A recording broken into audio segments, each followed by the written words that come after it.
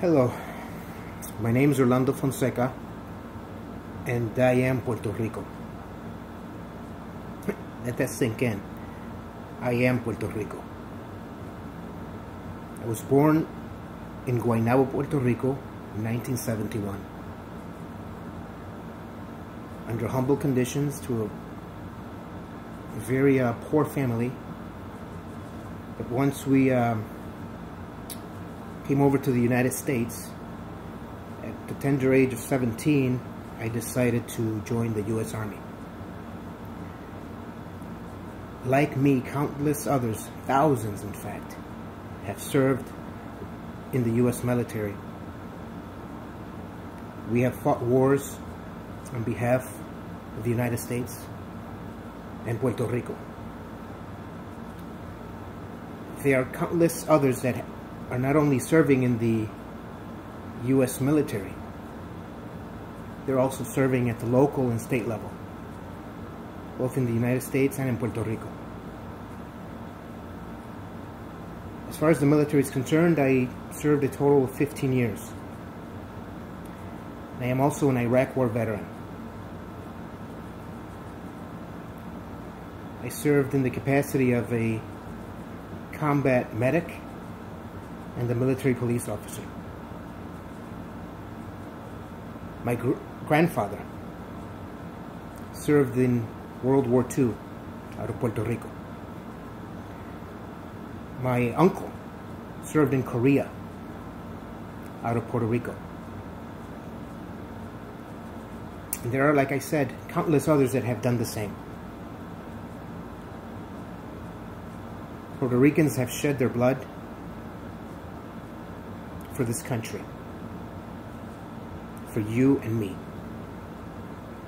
selfishly or selflessly, I'd rather say, and without asking for anything in return other than to be treated equal and respected as Americans.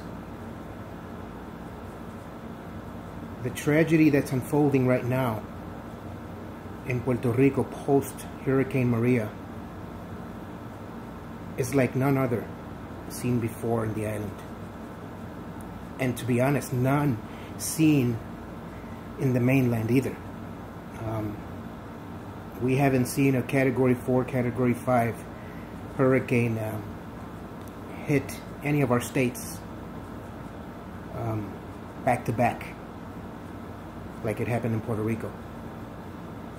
So I've been watching in the news, I've been listening to people, to family in Puerto Rico about what's going on, and I've grown to the point of not only being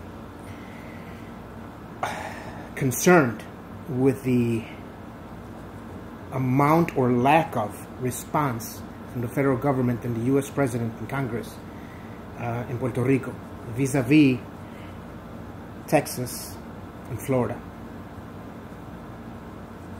Let's make one thing very clear. The nation that stands up for freedom and for liberty,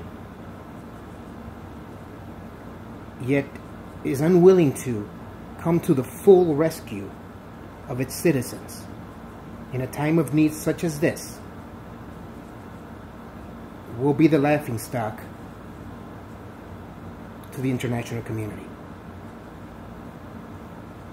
To put it into perspective, as a veteran that has fought for this country, let me just throw out some numbers, or actually share some numbers as far as the cost of the Afghanistan and Iraq wars for the United States.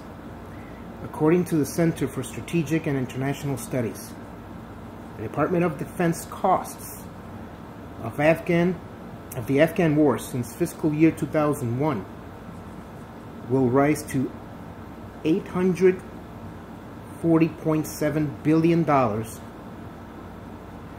if Trump's fiscal year 2018 budget is met. $840.7 billion.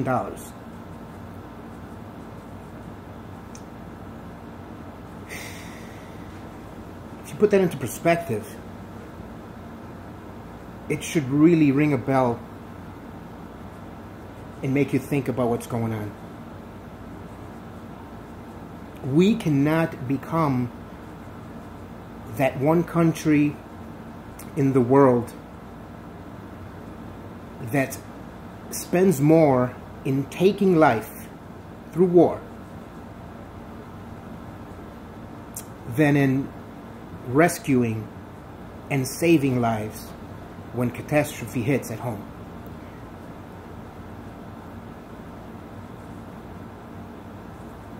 Puerto Rico right now is in dire need.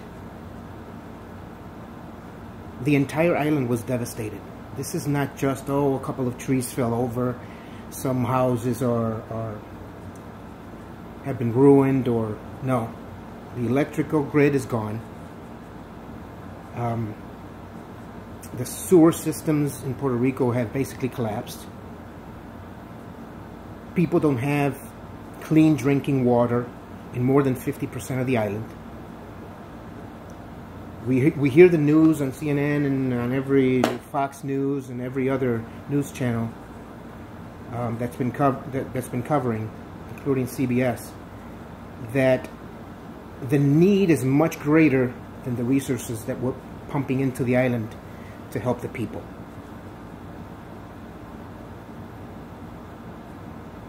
When Harvey struck in Texas, Hurricane Harvey, the House passes a $7.9 billion package in support of Harvey disaster relief.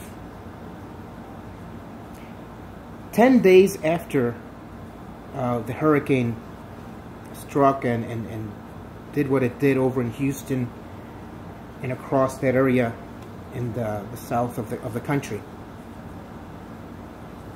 10 days after, FEMA went ahead and allowed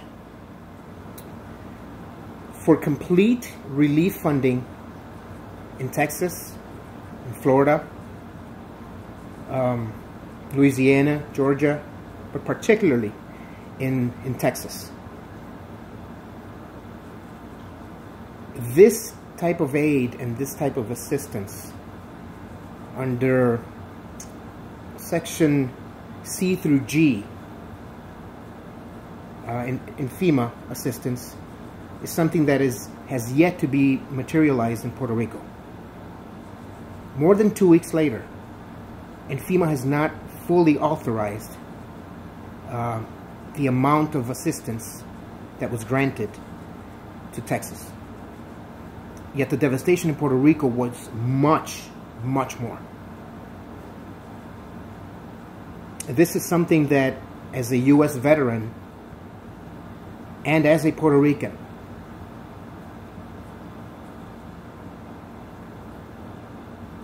I demand that it must change. If you treat the people of Puerto Rico and the island this way, and you do not give them the same assistance that you gave our fellow citizens in Texas, then that mistreatment is also directed at me as a veteran. Do I take it personal? Yes, I take it personal. Why? Because I come from Puerto Rico. And from a tender age of 17, I have done nothing other than serve my fellow citizens and my country. 15 years in the military and 15 years as a Chicago police officer at the local level. This message now is directed at President Donald Trump and the U.S. Congress. President Trump, I want to remind you that under the Stafford Act, you, the President, are given broad discretion in guiding FEMA's efforts. You have the discretion to guide them so that they may allow Puerto Rico to receive the full relief under sections C through G.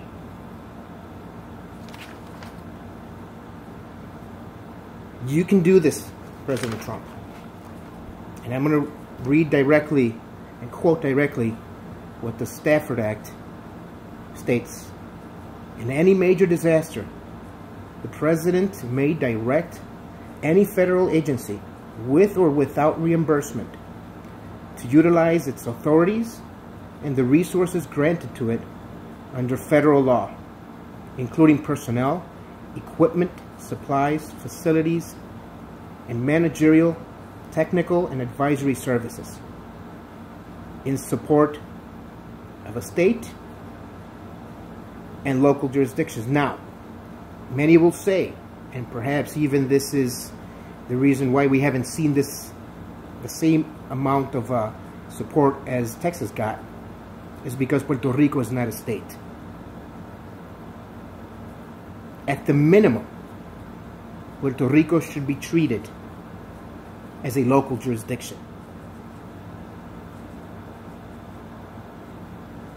It is imperative that the U.S. Congress and the President of the United States act according to the Stafford Act and direct all the resources that Puerto Rico deserves, that my people deserve as Americans.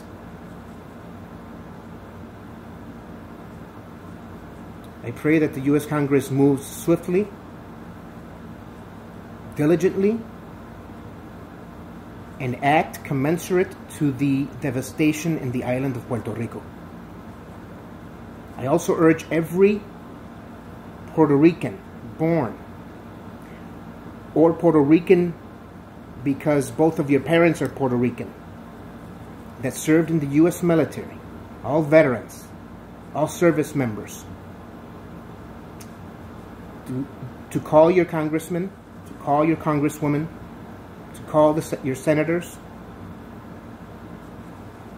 to call on President Trump to do what is right. Let's help make Puerto Rico great. Let's help make Puerto Rico the shining star of the Caribbean. We have sweat, we have bled for the United States, and will continue to do so in the future. Now I request, as a U.S. veteran, that my people be treated with dignity, and that my fellow American citizens be treated fairly under these circumstances. Puerto Rico sí se va a levantar. Y Puerto Rico sí va a ser un ejemplo de prosperidad, va a ser un ejemplo en el mundo de la tecnología, va a ser un ejemplo en servicio a la nación americana y en servicio a la isla. Que Dios los bendiga y que Dios los cuide. God bless you all, and God bless Puerto Rico and the United States of America.